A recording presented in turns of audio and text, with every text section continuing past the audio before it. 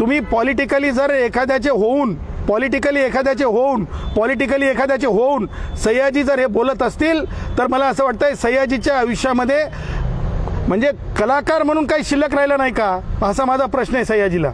आणि त्या पुढे जाऊन सयाजी जे भारतीय संविधानाने दिलेला अधिकार आहे आणि कायद्यामध्ये रिप्लांटेशन आहे, कायद्यामध्ये अधिकचे झाडं लावण्याचा निकाल आहे माननीय उच्च न्यायालयाच्या नागपूर खंडपीठाचा, हे जर फॉलो होत असेल तर आपण माननीय मंत्री गिरीश महाजन साहेबांना टार्गेट करू शकत नाही. तुम्ही आपल्या मर्यादेमध्ये, मला असं म्हणायचं की प्रत्येक हर किसी ने अपने जबान को लगाम देना चाहिए. सयाजी ये बात ध्यान रखना भाई, फिर मत कहना कि कानून की कलम में बहुत ताकत होती है.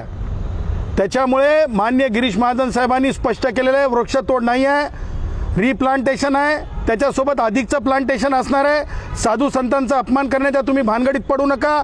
सयाजी हम जो है कुठे असते ते काय म्हणतात हज वाले नहीं है, हम हज नहीं जाते हैं, हम चद्दर डालने नहीं जाते हैं. भारत का अधिकतर समाज हा जो आहे कुंभला मानणार आहे, संत समुदायाला मानणार आहे. आणि कुणाचा तरी होऊन हम चद्दर की बात नहीं करते हैं, हम साधुओं की बात करते हैं, हम भारत के संविधान की बात करते हैं.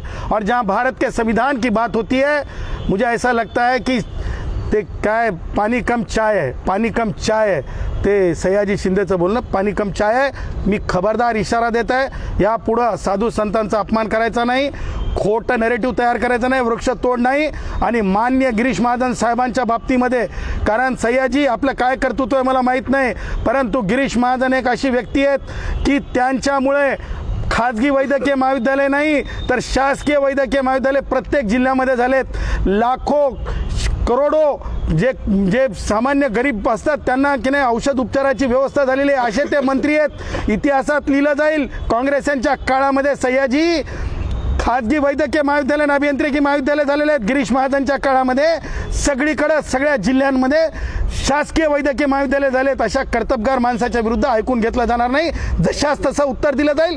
कायदेशीर मुचक्या बांधण्यासाठी आम्ही तयारीला लागू, कोर्टात जाऊ आणि तुम्ही साधू संतांच्या विरुद्ध आता बोलून दाखवा. तुम्हाला वॉर्निंग आहे, हम भी देखेंगे तुम में कितना है दम और हम भी बताएंगे हम में कितना है दम. संविधान की ताकत से हम बताएंगे, साधु संतों की ताकत से हम बताएंगे हम में कितना है दम.